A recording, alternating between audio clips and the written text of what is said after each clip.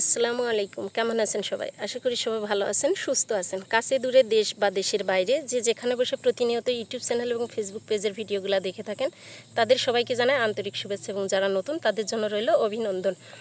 তো আজকে একটা জিনিসের সম্মুখীন হলাম, সেটা হচ্ছে এই যে এই মুহূর্তে ভিডিওর মধ্যে যে জিনিসগুলো দেখতে পাচ্ছেন, এটা ব্যাঙের বাচ্চা না মাছের বাচ্চা, এটা কিন্তু সঠিক জানি না যে ব্যাঙের পোনা না মাছের পোনা। তো আপনারা যারা জানেন, যাদের অভিজ্ঞতা আছে, তারা আমাদেরকে জানাবেন যে এই পোনাগুলা কিসের পোনা। তো এইখানে যে জিনিসগুলো দেখতে পাচ্ছেন, এ কিন্তু প্রচুর পরিমাণে, এই যে পর্যাপ্ত পরিমাণে এই পোনাগুলা এইখানে আছে, পর্যাপ্ত পরিমাণে পোনা এইভাবে।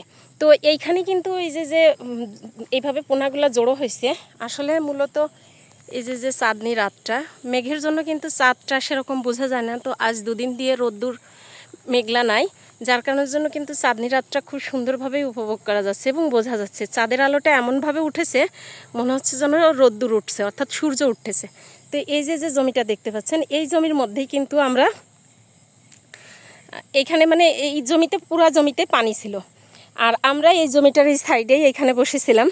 তো এখন এই যে পোনাগুলা আমাদের চোখে পড়ছে, অর্থাৎ আমরা এখানে বসে আছি দেখি এগুলা লাফালাফি করছে। তো এগুলো আসলে মাছের পোনা না ব্যাঙের পোনা আমার সঠিক জানা নাই, আপনাদের যাদের জানা আছে তারা অবশ্যই জানাবেন। তবে আমার কাছে মনে হচ্ছে যে পুরা জমির পানি, এই যে সব জমির পানি শুকিয়ে গেছে, এইখানে একটু দোপা ছিল, যার কারণের জন্য সব এই একত্রে এক জায়গায় এসে জড়ো হয়েছে। শুধু এইখানেই নয়, এরকম বেশ কয়েকটা জায়গাতেই কিন্তু জড়ো হয়েছে এই যে পর্যাপ্ত পরিমাণে। তবে আমার কাছে মনে হচ্ছে যার পোনাই হোক না কেন, এদেরকে এখন পানি দিয়ে দিব, দেখা যাক দেখি পাচ্ছি কিনা। বিন্দু পানি নিয়ে আসো তো আম্মু। আমি আর আমার ভাস্তি এখানে আসছিলাম একটু বসে থাকার জন্য রাস্তার পাশেই, অথচ দেখি এই অবস্থা। দাও, এক পাশ থেকে দাও, এক পাশ থেকে দাও, এখান থেকে হ্যাঁ দাও, ওইখান থেকে দিলে বোঝা যাবে। এক পাশ থেকে দিলে সব জায়গায় চলে যাবে আস্তে আস্তে। দাঁড়া, ওয়েট করো, দেখি ওরা বেঁচে ওঠে কিনা। সারাদিনে রোদ্দুর হয়েছে, রোদ্দুরের কারণের জন্য কিন্তু এরা মানে পানি শুকাই গেছে, রোদ্দুরে পড়ে আছে কাদার পারে। তো আমার কাছে মনে হচ্ছে কি এদের জীবনটা টানাটানির অবস্থা শুরু হয়ে গেছে। তো এখন আমাদের কাছে মনে হলো যে আমরা পানি নিয়ে এসে যদি এদেরকে একটু পানি দেই, তাহলে হয়তো বা যেগুলো মারা গেছে তো সেগুলো গেছে, কিন্তু যেগুলো জীবিত আছে এগুলো হয়তো আবার প্রাণটা ফিরে পাবে, সুন্দরভাবে সতেজ হয়ে উঠবে। তো যে দেখেন নড়াচড়া করতেছে, মাশাআল্লাহ, আল্লাহর রহমতে হয়তো বা এরা বেঁচে যাবে। এই যে মাছ মনে হচ্ছে, দেখি এবার এদিকে দাও। তো বাড়ি থেকে আমরা 2 বালতি পানি নিয়ে আসছি, বালতি ভর্তি করে। হ্যাঁ, ওইখান থেকে দাও। এখান থেকে দিল তো যাবে না, দেখি নিচে এদিকে উঠছে।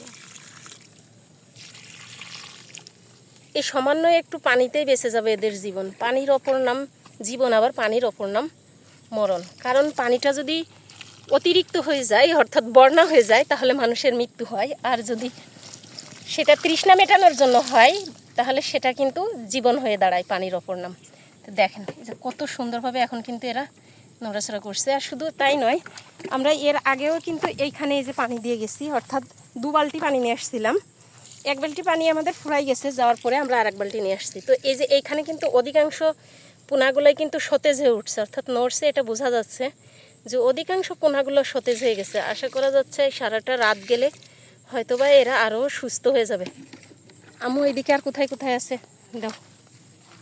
এদিকে ওই সাইডে আছে, শুধু আর নাই। এখানে আর একটু পানি দাও, এই যে এখানে অনেকগুলো পোনা দাও।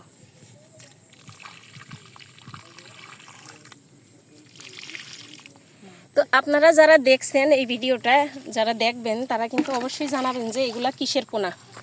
তবে যার পোনাই হোক না কেন, আমার কাছে মনে হলো যে একটা দিক থেকে যে কিছু জীবন বেঁচে গেল, আমাদের ক্ষণিকের সহযোগিতায় কিছু জীবন বেঁচে গেল, অনেকটা প্রাণ বেঁচে গেল।